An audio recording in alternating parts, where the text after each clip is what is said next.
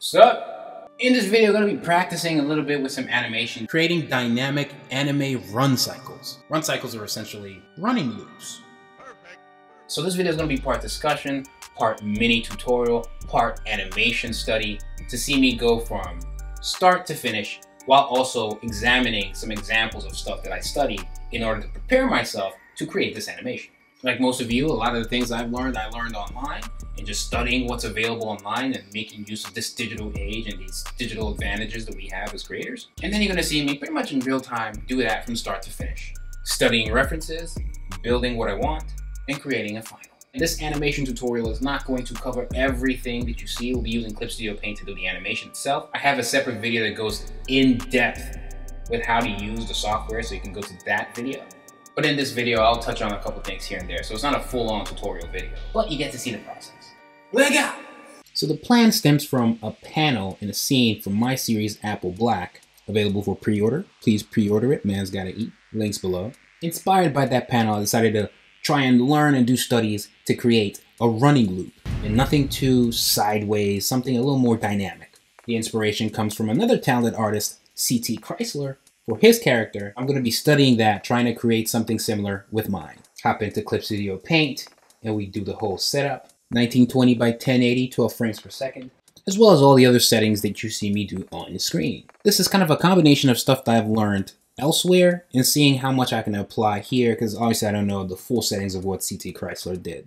Kind of just winging it. And I'm creating a sketchy, rough layout of the character, creating the keyframes. In animation, it's kind of like a thing to do the keyframes before you start diving into the in-between. So we'll try to do that here, even though, again, I don't really know how he did it. But it's not about that. It's also just about practicing, getting more acquainted with animating, and getting better. It's a little more difficult to nail the running animation from this angle versus a sideways. So that's why, it's a challenge and you take that on.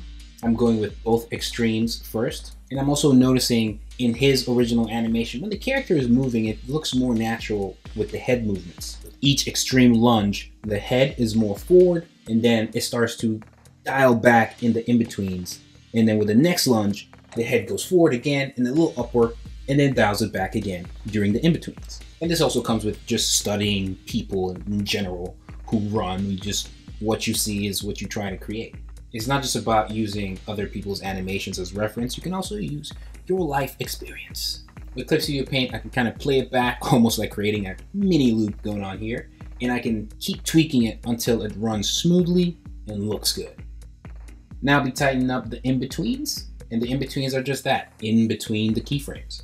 Remember that separate video goes into more detail about all the little nitty-gritty stuff that's happening, all the buttons I'm pushing, animation cells, all of that is explained in a separate video. Clip Studio Paint has a little nice onion skin here that allows me to see the frame before and after, so I can find a nice middle ground. Once I'm done animating the mannequin, which is the key thing, just to get that nice smooth running animation loop with the character, then I can add more details to the sketch. I noticed how many frames CT used, and I try to use something similar. Pretty much use 3 frames for each lunge, but it does get a little dicey afterwards once you start to see a little more flashy stuff happening with the animation. So when you're running, you have 2 lunges that just keep going over and over and over for the loop. So with each lunge having 3 frames assigned to 3 separate cells, then so far we have 6 cells. And that's the base loop. With this here, I'm just adding more details to the character, so it looks more like Sano. Doing this makes it easier for me to then go to the next step where we ink. And we're essentially going to be inking each frame. Here I'll be using vector lines because they're easy to use in Clip Studio Paint, easy to play with, easy to erase with the vector eraser. All those things make it easier to apply.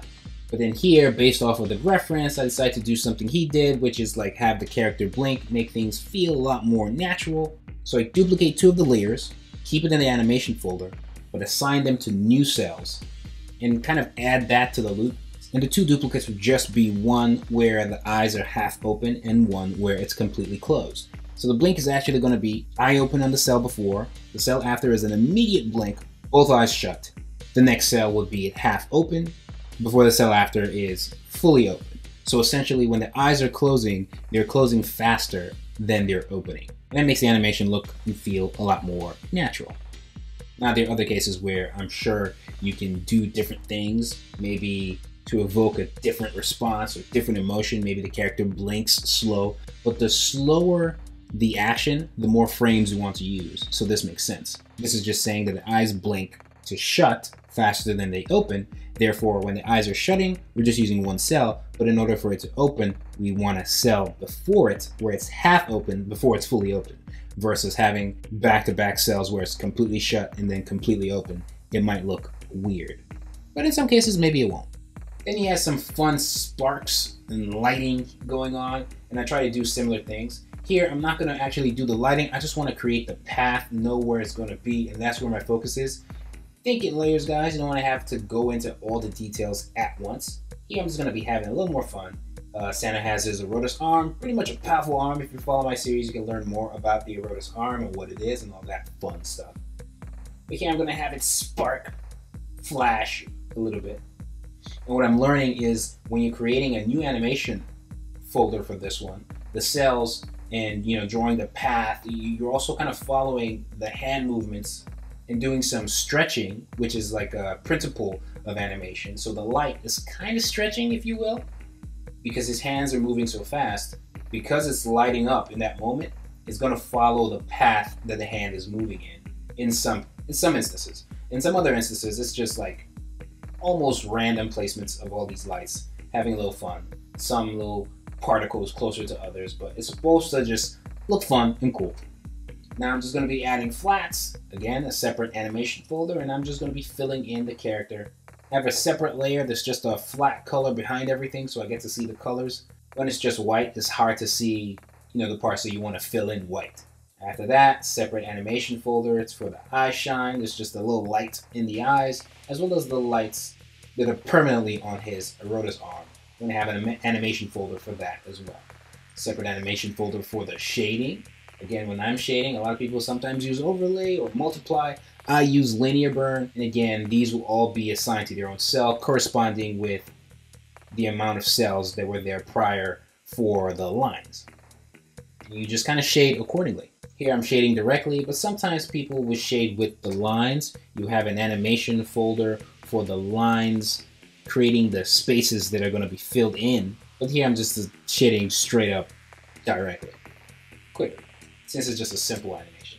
And then you do the same thing for the highlights in the hair and any other places you want to have a little extra shine. Now I'm painting the background. Another place where I'm drawing inspiration from is V-Line animation. They did some, I believe, League of Legends, or something of Legends animation that looks really cool. And there's a character that teleports. It reminds me of Santa, because Santa teleports as well.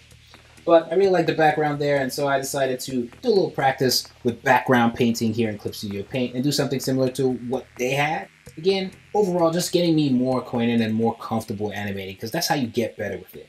This animation I'm doing right here, for someone who has a lot of experience, will probably take them way less time than I took, right? Because I'm kind of doing it and learning at the same time, and maybe remembering things that I might have forgotten because I don't animate as often.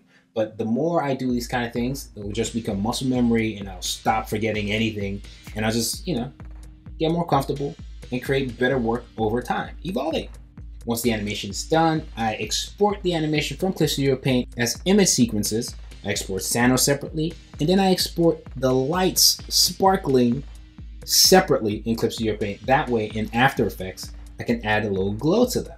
That's why in Clip Studio Paint, I just wanted the path. I just wanted the animation of where things were going to be so that I can export it and pull it in here. And then add the glow, because After Effects is better for all these kind of compositing things, or at least it's used to carrying that weight.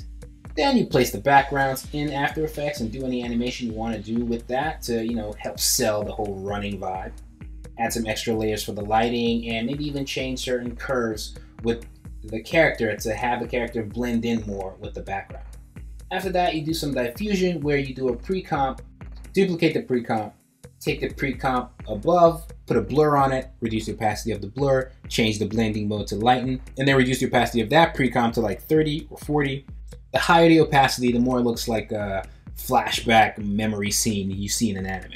And doing this diffusion just softens the lines and makes it feel more like, anime. Once all that is done, here is the finished.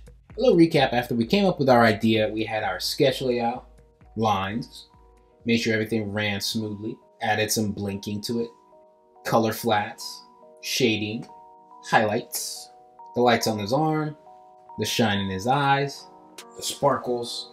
You see it better with the flat background, the back. Take it to compositing, put some curve, make it a little bluish to fit the background. Give a glow to the sparkles and add those in. Put the lighting to have it blend with the sunshine in the background. And then some darks below for the cooler area. And then you throw the background and add some animation to the background. Now the loop looks a little weird because the background's kind of doing the same thing over and over, and it's not smooth like a loop. So to really sell the whole loop vibe, you can just put it on a flat color behind. That's gonna do the trick. Or you animate the background in a similar way that CT did to help sell that constant running. You can add music, sound effects, voiceover in the background, and I played around with that, and here's what we did. Come on, come on, come on. For the 2.5 people that made it to the end of this video, I thank you. Don't forget to like, Holy Ghost, smash the subscribe button and hit the bell so you stay notified each time I upload absolutely anything. Turn on all notifications. Follow me on all social media. Links to everything you could possibly need will be in the description, including My Manga Apple Black and where you guys can go check that out. The How to Draw Diverse Manga book that you can go pre-order, or the new Apple Black books that will be in stores, translated worldwide, all of that. You can pre-order in the links below, along with all the other books in our Saturday AM tagline. If you want to support me and what we're building here with Saturday AM, please get my books, the How to Draw book, and the other books if you can. Hammer, Saigami, Oblivion Rouge, Titan King. I highly recommend you give them a chance. Check out more videos. It's White Manga, and I'm Audi 9000.